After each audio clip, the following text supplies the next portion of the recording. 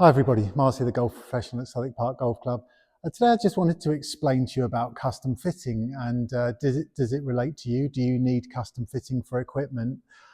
Before we go into the whys and wheres, the first thing for me is why not? Because it won't cost you one penny more to be custom fitted than from you just going and buying a set off the shelf. So yes, everyone should be custom fitted at least once, so you know roughly the coordinates you should use. And plus there's this obviously moving scale as your golf changes, sometimes for better, sometimes for worse. You might get older, you might get slower, you might be young and improving and gaining huge swing speed. So in that instance, you need custom fitting. So basically, if we started with irons first, there's a few things happen in a custom fit. First off, we talk about head shapes and where you are with your golf. So for example, what have I got to show you that would be good comparison from one to another? You may need a chunky hybrid iron with all the weight at the bottom, something that's going to design to get it up and sailing quickly. Or you might need a thinner, smaller bladed type profile, which you might want a shot shape and all those other things that a good player might need, very small sole width, things like that. So the first conversation is around the golf club itself and the head. And then from there you can start to try stuff. So in a little order, what the things you need to think about is, let's talk about lie angle, because I've got this in front of me. Now lie angle is your build, but it also could be your swing type. For example, the easiest way for me to show you is using this little pointer on this club. If the perfect lie angle is going to do that for me, you can see what happens if it's too flat or too upright. So for some people, you know, that bad shots could be caused constantly just by the clubs being not correctly fitted with the lie angle. So that's something that gets done at the factory. This angle here is the lie angle, and that can be bent backwards to make it flatter and more upright to make it upright.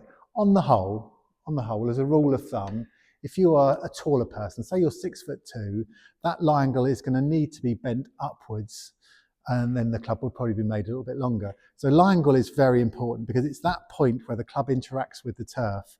So heel first is going to pull them, toe up is going to push them to the right. So I want to find that exact middle point where you're marking, which we use various bits of tape and a line on the ball to find the best lie angle for you. So that's that part. And then you build into the shaft. Now the shaft really, for a lot of people, is the key to it. That's why there are so many. And these are just tailor-made shafts here, and there's 50, something like that. Something like 50 shaft options. Now they range from a lady shaft, which is ultra light and quite flexible, to a steel, stiff, super heavy shaft. And that's really about swing speed initially. And then after that, a thing called kick point. So if you wanted more height, or you just were a naturally low ball striker, we could get the kick point higher to send the ball up faster. So you've got the lie angle, and then you've got a big selection of shafts. And then there's a bit of shaft length discussion. So obviously that's a nice simple one, isn't it? If you're taller, they're longer. And if they're shorter, they're probably going to be flatter and a little bit less. You might be surprised to know that the only difference between a men's and a ladies in shaft length is only ½ an inch. So we're never playing too much with the shaft length, but with the lie angle changes where it makes the greatest difference. So you might find a really tall guy's an inch longer and 3 or 4 degrees upright, and then he can stand perfectly, he can get in the correct posture. I mean, one of the things you'll find for a tall guy with short clubs, they're obviously stooping down and then they'll stand up. So some problems can be cured in that. So that's head choice, lie angle change, shaft. You sort of get to the grip at the end. Grip is some preference, but quite often just hand size related. And then if you are maybe starting to lose a bit of grip pressure as you get older, quite often go into a thicker grip then to fill your hand out with rubber. And then once you've chosen the grip, then you have options of how much tape is put underneath it. So you could have, say, a mid-sized grip with 3 layers of tape, which gets it almost to a jumbo. So there's a bit to it. So that's your iron set makeup. That's how a fitting would go for an iron. And then we use the equipment that we've got. I use a flight scope, and the club has their SkyTrack. I can always prove to you which is the better one. We can prove it with numbers. with spin rates, with peak height and distance. Now, most people want distance, but really it's the consistency and the dispersion that most people want. So that sort of semi-wraps up irons. Wedge fittings are quite interesting. I can almost do a separate video on wedge fittings, but if you look at wedge fitting also as gapping, so let's say you've chosen a set, it's 5-iron through to pitching wedge, you're going to need some wedges beyond that. For most people, a 3 wedge pack is normally good. So you've got a gap, a sand and a lob, or maybe just 2. If you're not so confident, then you probably can miss the lob out and just have your sand iron.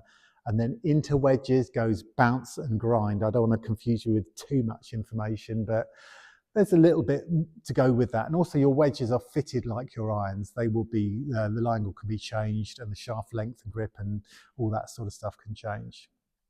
Now, a lot of people just come for a driver fitting. So that's a standalone thing where we talk about head shape first. And then my job really is to pair the right loft of head with the right shaft combination to give some people dramatic improvement.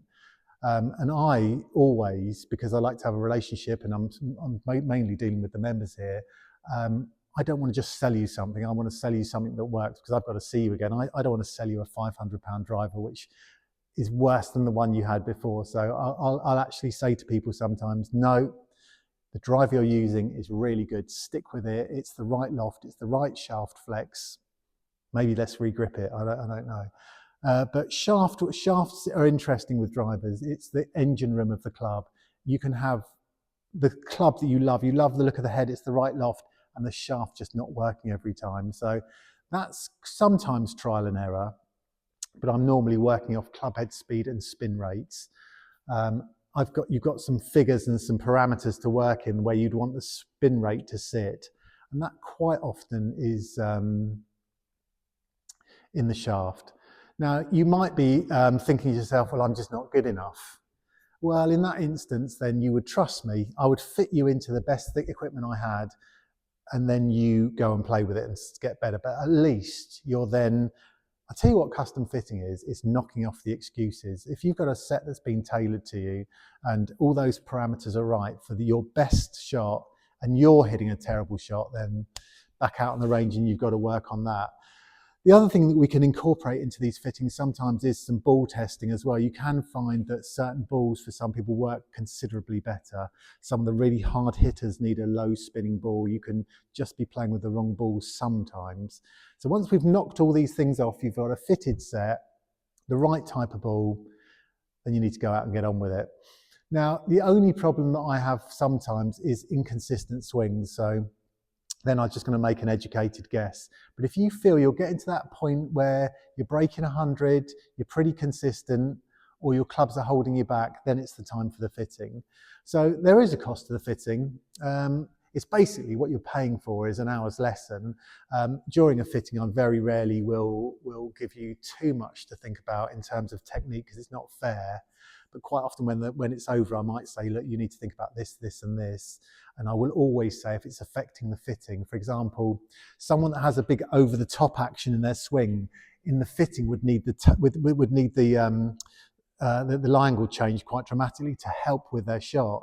So we think about, do we leave that alone and that's your swing, or do we change the swing and then fit the clubs a little bit? There's a few things to think about in the manufacturers. So I do TaylorMade, Ping, Cobra and Cleveland. That does give you a lot of options in heads and shafts, which you can test against each other. And the thing I really like to do, if I can, at the end of this fitting, I like to give you the club to go away and have a go at with. So you will go away and try the club that I think you should be fitted into. It's something that I like to do. It's very rare that people will let you do that, but at least you can take it to the course and try it for real and make the final decision on your own. And yeah, back to the start again.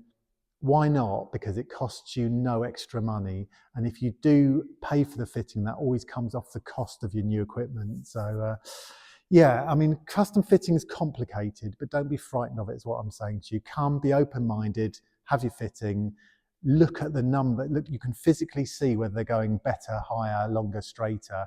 There's nothing hidden here.